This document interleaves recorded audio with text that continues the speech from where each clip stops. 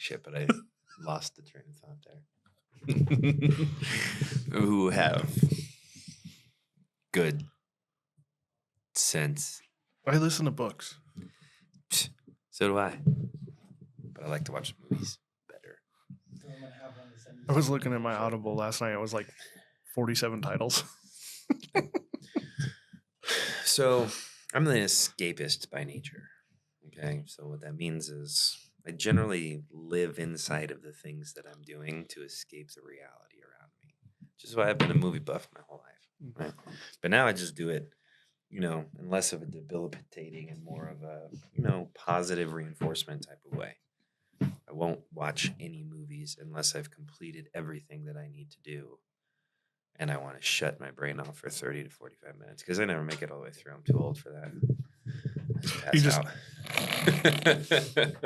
Because you refuse to wear your CPAP? Yes. Yeah, blood drawn this morning. Checking on see if anything changed from my last one. I thought you weren't supposed to until you started wearing your thing. Yeah.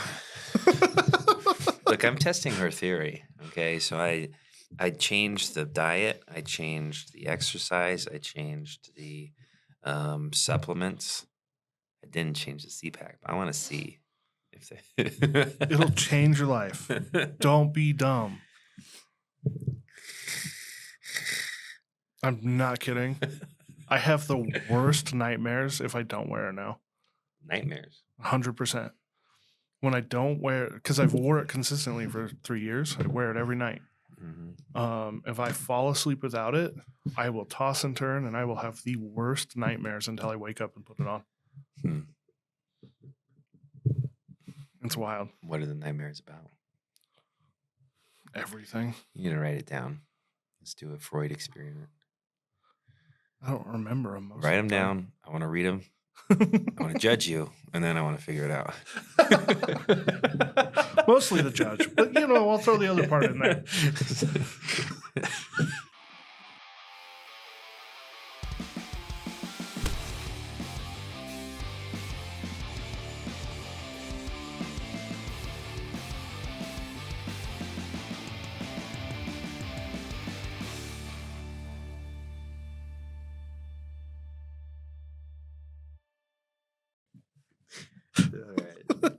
So what? Okay, so the topic is pivot. Give me a little brief understanding of what we're supposed to accomplish here. We are going to talk about the evolving of the business. So, the business model evolution, skill development, and staying motivated are going to be the big plot points. Yeah, I think like you could Pikachu a Thunderstone and then it evolves into a Raichu and then you totally got, an upgraded Pikachu. Nerd. Dude, okay, so I feel Gabe's heart was broken this morning. Like I could hear it in his voice. Because he had all of his cards, his good cards, because he's been collecting for like 3.5 years. He's got a huge Pokemon collection. He's been collecting, trading. Dude has really good cards, right? He had all of them out because he was trading yesterday. Like, so a stack of really good cards. Left them on the couch. Oh, no. Last night before he fell asleep, Sophia bent every single one of them. Every one of them. Dude was literally heartbroken. I could hear it. I was like about to cry. I'm like, oh my God. And then it had turned into a freaking life lesson. Like, if you care about things and take care of them, blah, blah, blah, blah, blah. This won't happen again. Be a good steward of the things that you care about. I'm just like, dude, I feel you. I know how hard or how much that hurts right now. Oh, man. And that's all he talks about. That's all him and his friends talk about is their Pokemon. He's been straight hustling to get these cards. All of them. Like hard crease? 75% hard creases. The other ones might be able to be fixed. Yeah. Man, I can imagine. He walks over to me with his, he bought a original Mewtwo with his, on Google or whatever. Amazon or somewhere with some money he earned from hitting 3 home runs because I paid him $20 every time he hit a home run in T-ball. So he bought a Mewtwo cut in half. And then he had a Gyarados that he bought out of like a $60 pack that he earned all the money for by sweeping and vacuuming. Yeah. Doing his chores and stuff. Yeah. So he's straight. Yeah, dude. His life was ruined this morning. That's tough. So you bring a Pokemon. There's Pokemon I stuff. think that I'm just imagining on the screen with you talking there. I was like, fatherhood with Christian. Oh my God. But yeah, you do. It's like I felt the feelings. I was like, this sucks, dude. Oh, And then because I was like, but let's think about this for a second. If you did what I tell you to do, which is put your cards away every day, clean up after yourself, this wouldn't have happened. I mean, we've all had that. We've all had that lesson of knowing. I can't tell you the number of times I've done. The most painful one for me, I can think of one example. Just I would get one of my paychecks in cash, and it'd come in the bank envelope, and I'd put it in my back pocket. This is when I was working, for my dad, and he would tell me all the time, don't put that in your back pocket, put it in your front pocket, it's going to fall out. And I refused to listen to it. And I lost $330 one time because I had put the envelope in my back pocket. And it's that same lesson of like, it takes one that like really breaks your heart, because I was driving it at that point of like, I'm sure there's others when I was younger, but this is the one that like stuck. Of if I had just freaking listened, because I had lost a bunch of stuff out of my back pocket. It was one of my dad's things that drove him absolutely up the wall, because I had lost keys and stuff, because I'd always put them in my back pocket or my change pocket. And then as I walked, it'd push it out and it'd fall out because the way that I would put it in there. And it didn't hit home until I lost. That's kind of the wild part about parenting is like, I have already experienced all these lessons and you're pissed off at me for, telling you no.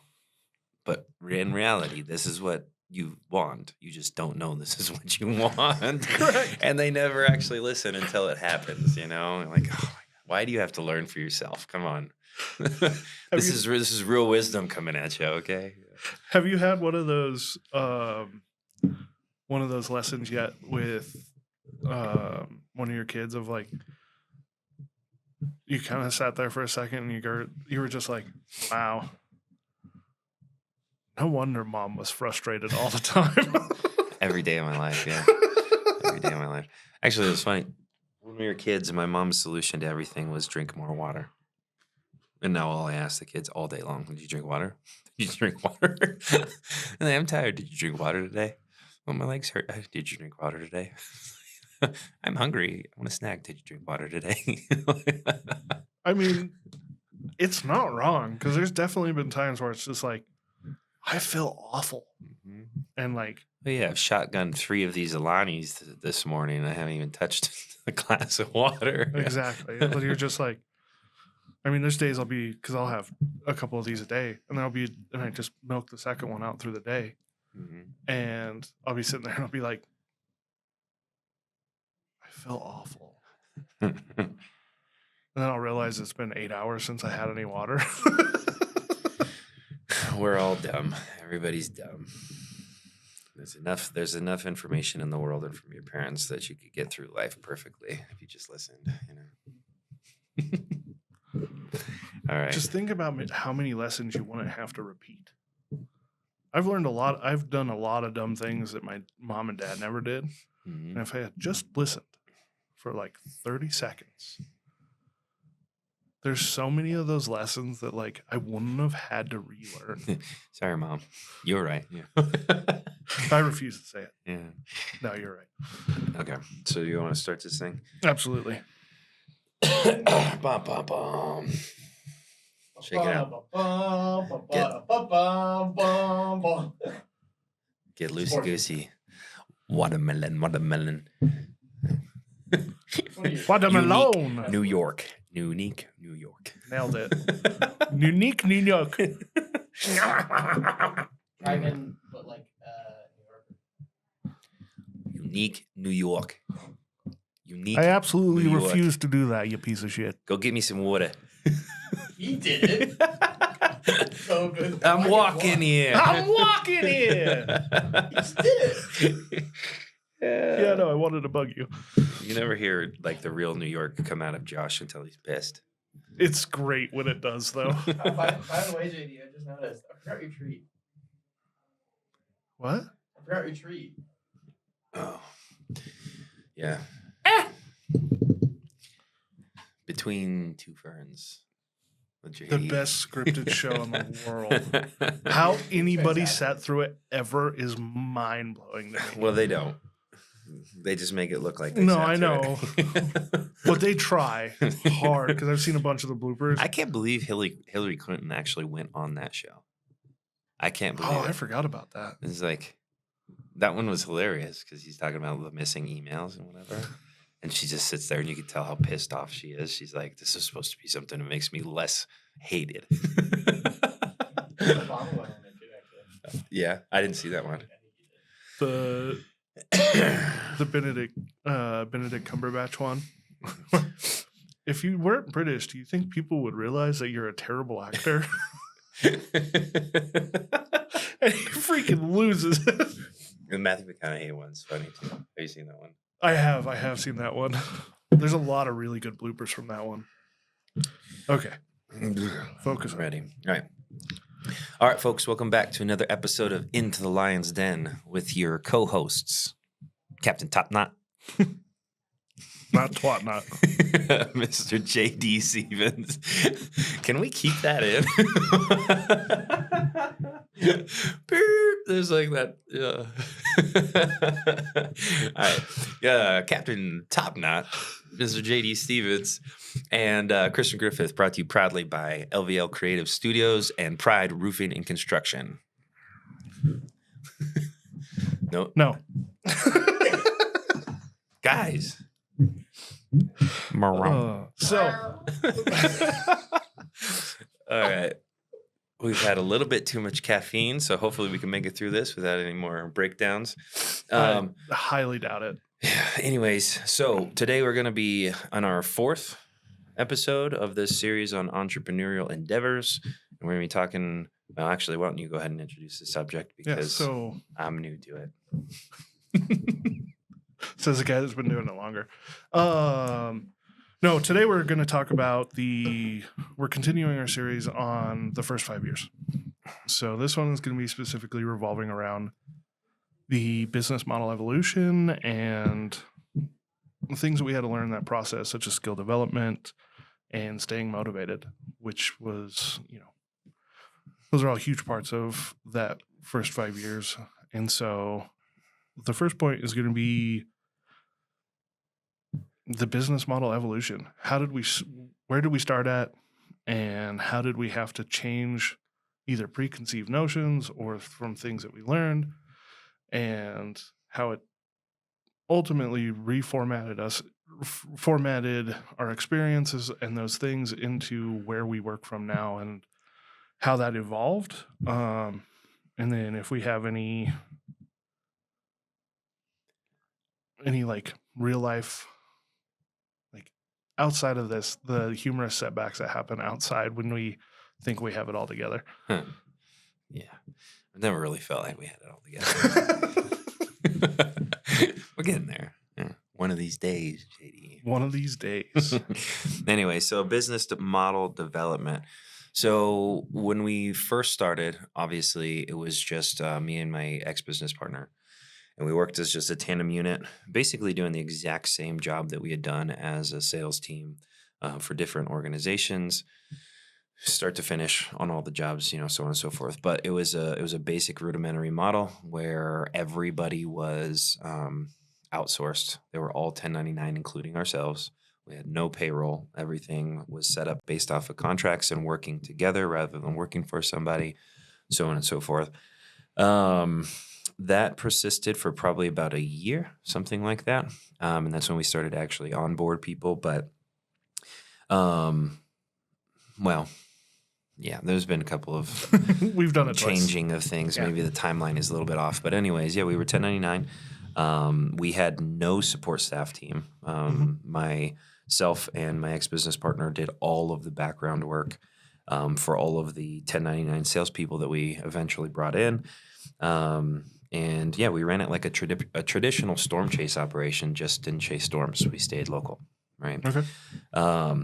That continued for a while. We reverted back to that at one point when we ran into some struggles with the changes that I'm about to talk about. But anyways, we hit a certain point where I think we had 7 or 8 sales personnel, and essentially we had too much work that was going on to not have an office manager, to not have a production manager, to not have support people who are, trained to focus on individual pieces of the industry, or of our build process, so that we can speed things up and so on, and whatever. But the biggest lead to us changing the model to everybody's W-2, and we have, assignments and roles and responsibilities for individual parties so that their focus is narrowed. The biggest reason we transitioned into that was specifically because when you're working with 1099 people and you're doing it legally, right, through the right ways that you're supposed to handle things, through the eyes of the Employment and Labor Bureau, there's no controllability at all. You can't forecast anything. You can't depend on anything. You have no idea where you're going year over year, right? You can't ask people to come in every Monday at the same time for a meeting. You can't address people as if they were employees. You cannot force people to comply to even a uniform code. And technically all of those are violations of labor employment laws. And so we hit a point where we realized if we ever want to actually do this forever as a career, and this isn't just a short-lived thing, we're going to have to bite the bullet and start gaining payroll so that we can start creating KPIs and start driving the forecast and the metrics and performance that we want, right? So we went from 1099 into that model. There's a lot of other reasons inside of that too that are very kind of, I guess they're not industry specific, but they're to tool away at the issues that we were having with salespeople, creating promises that they can, back and things like that.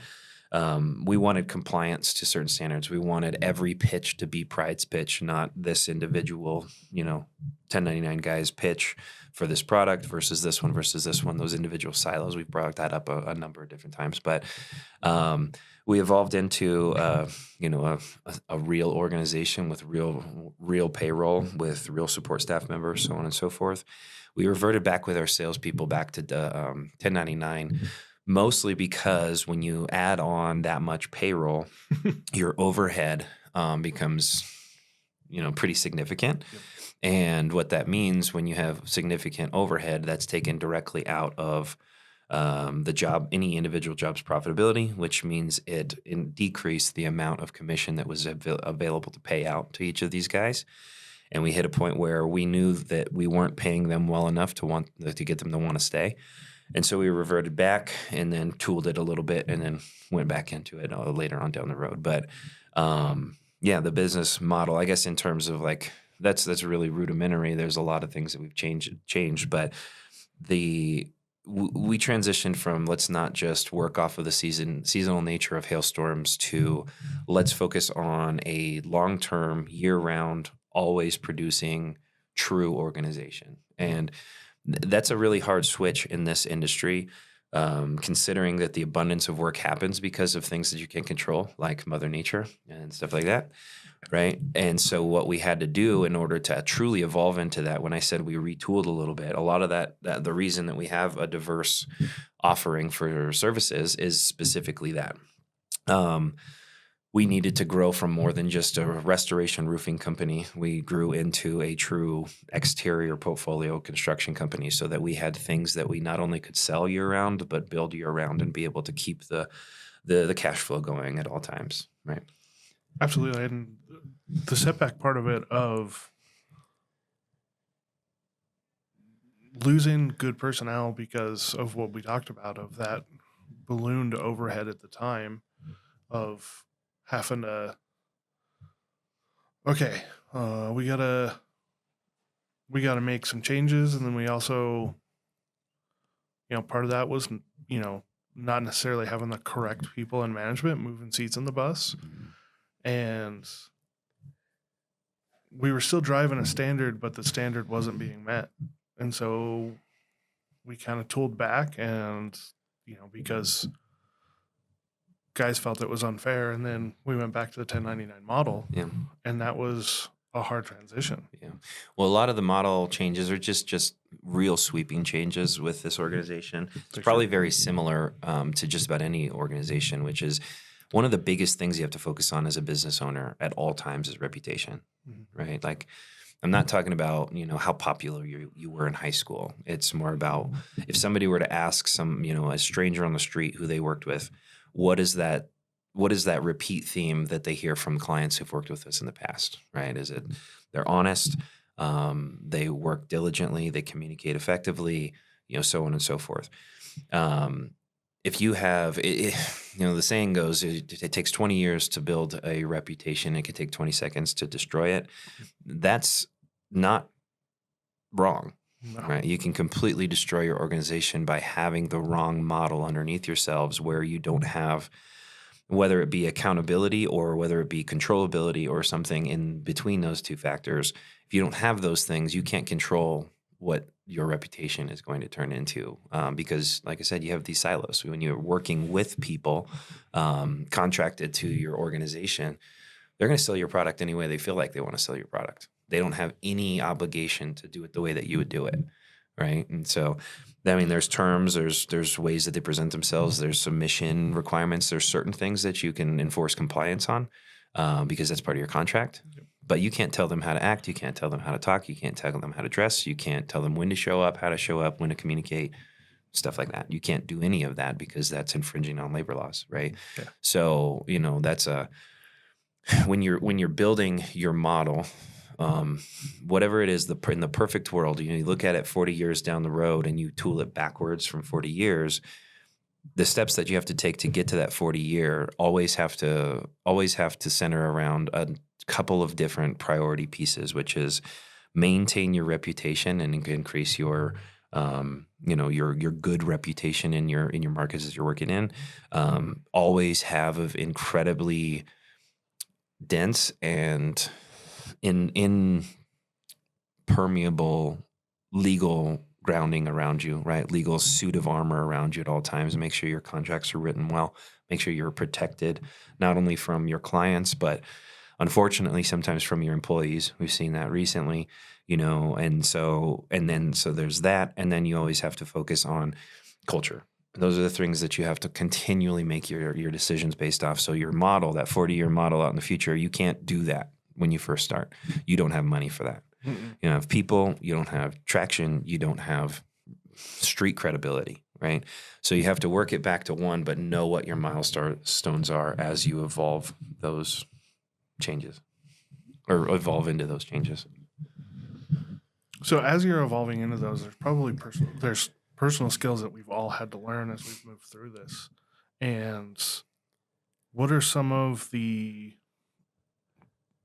personal skills that you had to develop, or like a skill that you did not know that you were going to have until it was one of those moments of like, I don't know how to do this. Oh.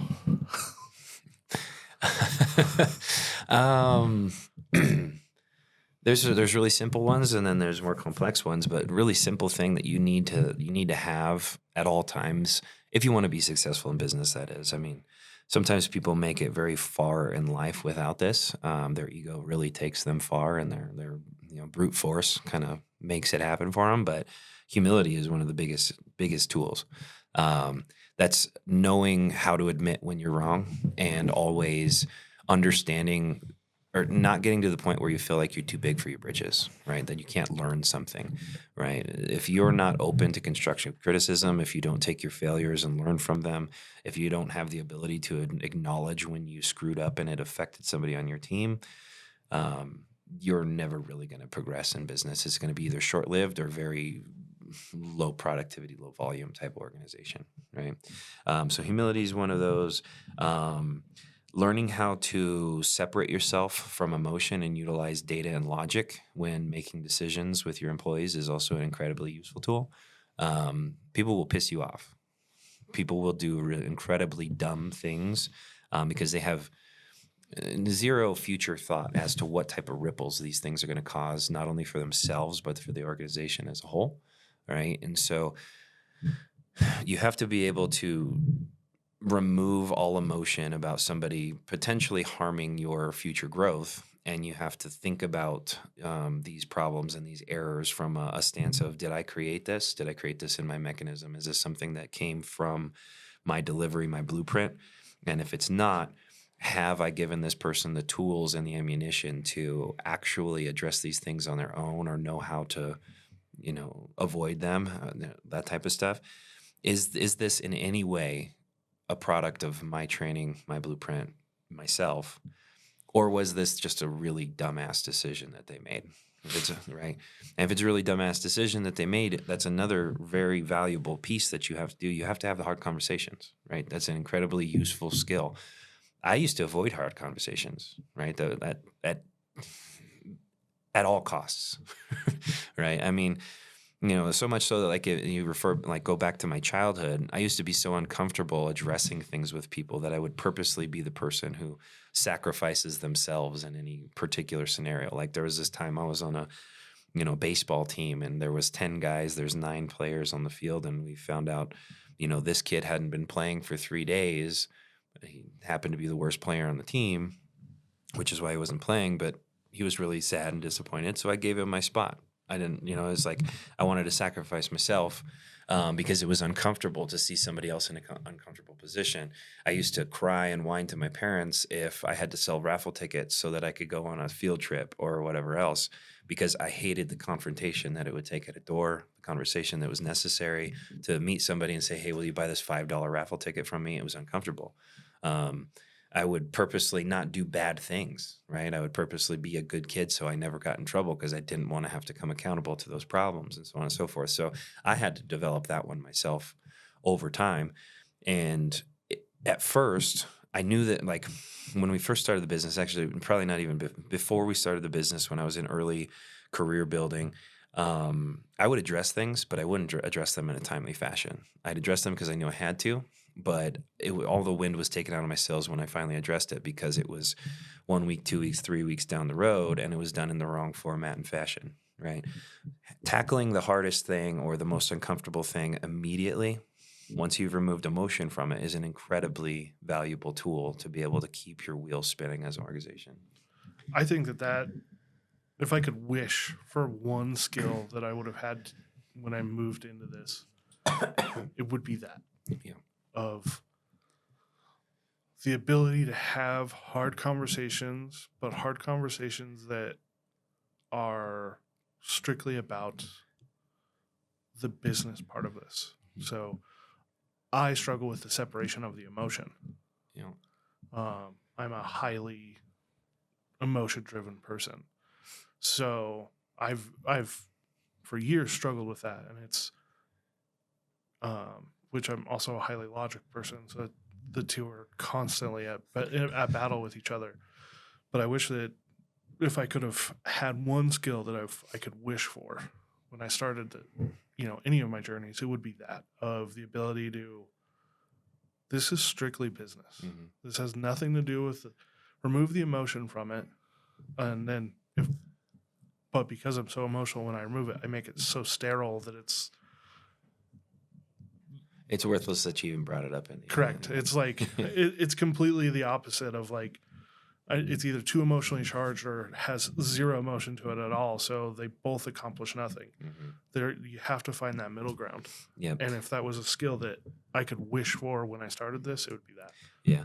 We, as a group, that's something that we've talked about a lot more in the last 2 years than we have in any other time during our company's timeline, which is every single day, there's always something that's going to be, like, if you were to think about your day right now, JD, tell me, you don't even have to tell me, but I'm sure you could think of what the most stressful thing is that's on your to-do list. Yes. Okay. If you were to tackle that first thing in the morning, what do you think the rest of the days are going to be like? About the same. What do you mean about the same? I mean, it's the hard part with that one of like, yes, it would make the rest of the day easier, but that's such a rolling task for me, that hard thing that I'm thinking of. So the wrong person to ask. It's interwove into my whole day. Okay. And so, yes, tackling it always makes me feel better. Mm-hmm. But it's something that I have to check back on as I get information and things like that. Yeah. Now I can speak from when this task was completely caught up, and I was able to tackle it day in, day out, a little bit at a time, of like where it was minutes of my day instead of what it's been lately of hours of my day, of how much better you feel by tackling that thing. And that's what I started doing based on conversations with you of like, just get it over with. Mm-hmm. If you get the hard thing over with first, everything else becomes incredibly easy, and your personality for the remainder of the day is more about excitement and motivation. And that is not, I don't know if mesmerizing is the right term, but it definitely spreads to the people around you, right? There's other things that we do as an organization for not just management to be able to right their wrongs and do the things that we need to. I call them humility calls, right? But if one of my account managers screws up and they promise something they can't deliver on, and they're now in a position where they're about to screw up the reputation of the organization and themselves with a client, then they need to make a humility call where they call and acknowledge what they did wrong and say that I screwed up on this. Here's the options we have now. I apologize. What would you like to do from here? And the thing about it is 99 out of 100 times, humans realize that other people are human. What they don't want you to do is pretend that it didn't exist and pretend it's not your fault, blame somebody else. They want you to take accountability. They want you to show some humility, and they want you to know that you care enough to find another solution, right? 99 out of 100 times it is going to turn into a 5-star review even though you screwed something up, because this client knows, hey, you care enough. You admitted your faults. We're all human. Let's move together. Let's become a team. They become part of the pride. And everything works really, really well from there. And that speaks directly into what you were saying of not letting it take the wind out of your sails. That's something you have to handle immediately. Mm-hmm. Once you find it, you have to handle it. Mm-hmm. Because the amount of times that I can, like a sliver under the skin, it festers. Mm-hmm. And it wouldn't have been that big a deal if you handled it right then. Mm-hmm. Yeah, it turns into an infection. Infection can turn worse. It can spread. Might have to cut that finger off, right? You know, you're living in the wild and you don't address your boo-boos instantaneously, you're not going to live in the wild for very long, right? And the same thing happens in a business. It's if you address and tackle things as they happen, emotionally competent all the while, things are going to work out for you. But if you avoid them and you dodge them and you don't learn from your actions and admit your actions, you're screwed. You're just screwed. Because then if you don't admit it, all of a sudden what could have been hey, I messed this up. Here's some options. What option is the correct option moving forward? Mm-hmm. Whereas if you come back and just like pretend that thing never happened, it always blows up in our face. It always blows up in your face. And it doesn't just affect that person, right? In an organization, every action has an equal and opposite reaction, and just like in the laws of physics. So if you screw this up at this point, every other person that's on your team that's going to help you is going to feel that same resistance from that client or from that particular situation. It's not only time wasted, it creates resentments, it creates patterns in their brains about what you're doing wrong. And they're going to have a preconceived notion of how your accounts are going to go, so on and so forth. And ultimately, it is going to affect reputation. It could potentially turn into a legal problem. You're screwing two things up at once. I just said there was 3 things you have to focus on as a business owner, and somebody not acknowledging their errors is going to screw up 2 of them for you eventually. Absolutely.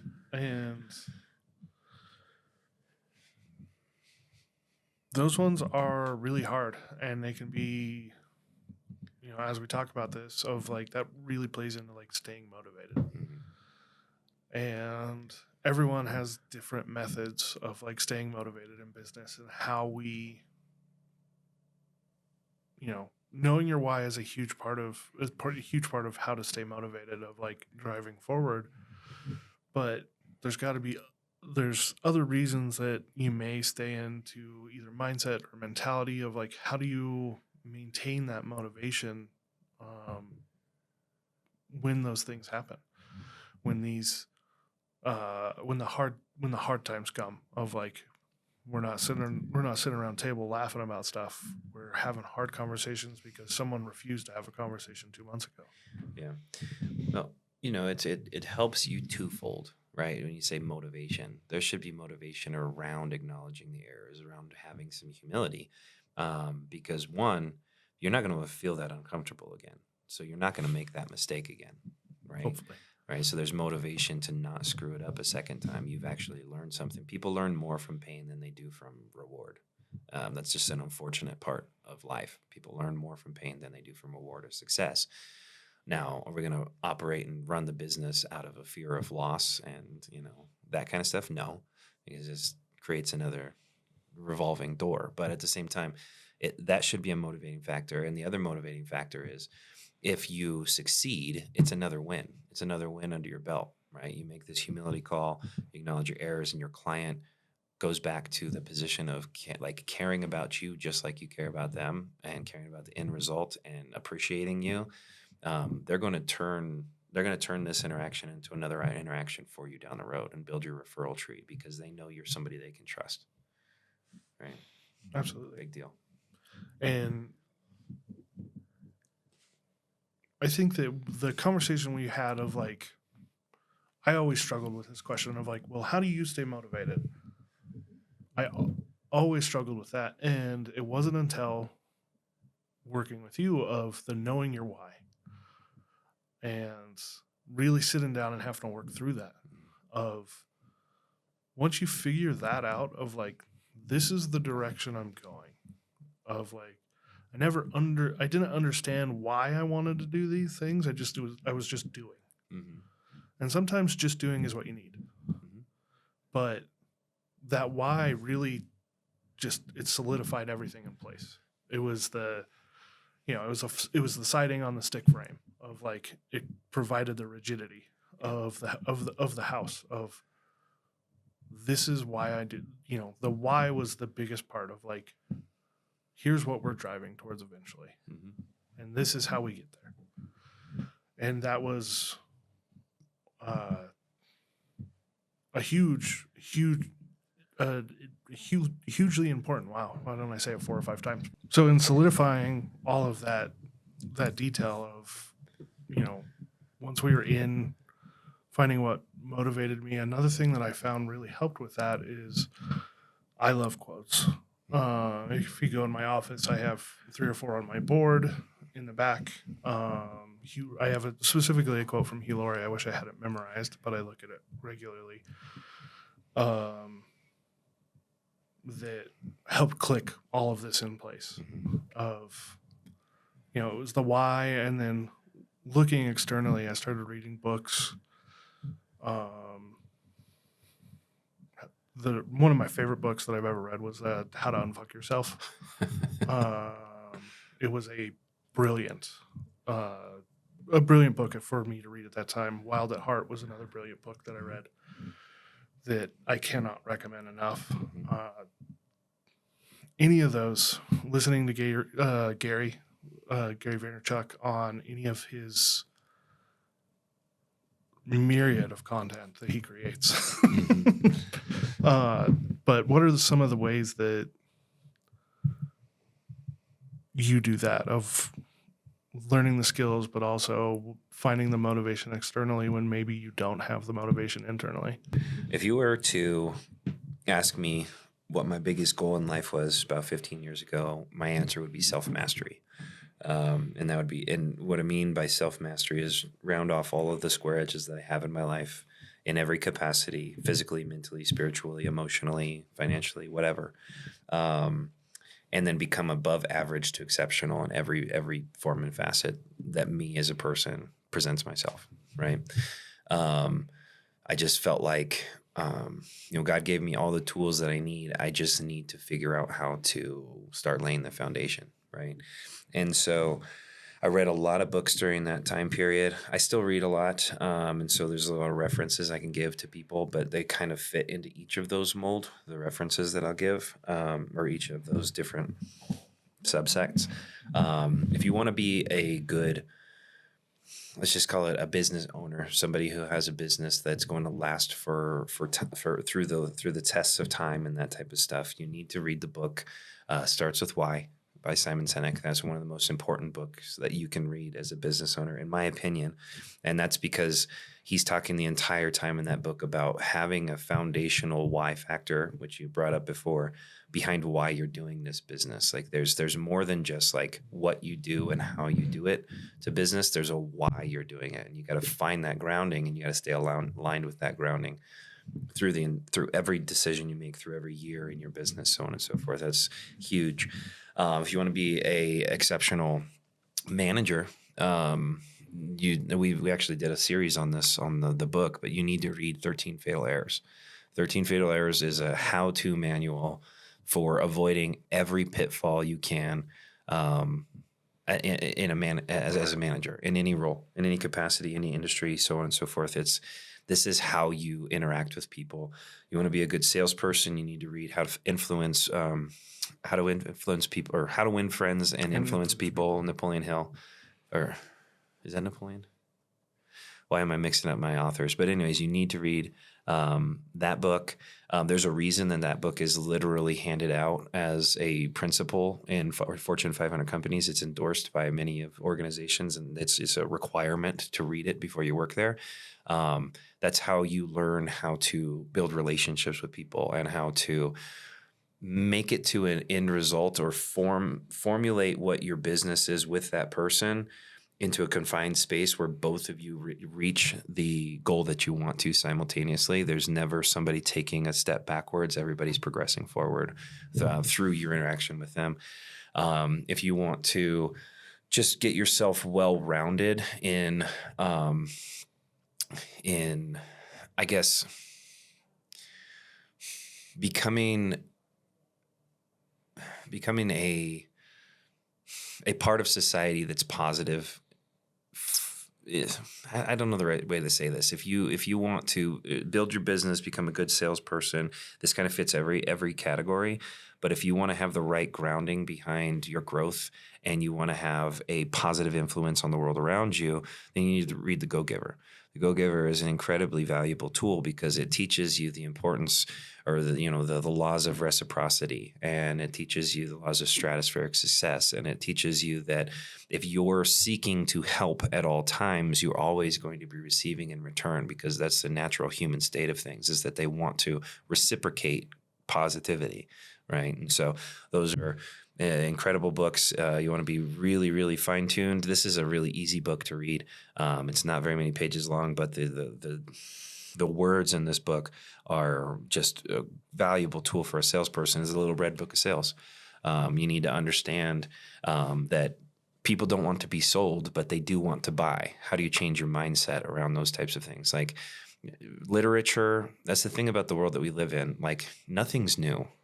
You know what I mean? Like somebody's already tested it. Somebody's already tried it. Somebody's already discovered it. There's new inventions, but they're spin-offs of very small little gaps in certain, industries or in certain services and things like that. Like nothing's really new any longer. That information's out there. You've got a supercomputer in your pocket at all times of all days. And I don't know anybody who doesn't have their phone within arm's reach at all times of the day, even while they're sleeping. Right. So you got this supercomputer that has access to Audible. It has access to every piece of information in the world. And now we have an AI that's combining all that and doing all the research of all the different, connections between all of these thought processes. Right. And so you should never lose your quench or lose your thirst. Never assume that you're quenched, I guess is what I was trying to say when it comes to knowledge. You can always learn more, and somebody's already tried it. So why not learn from their experiences and gain some wisdom, right?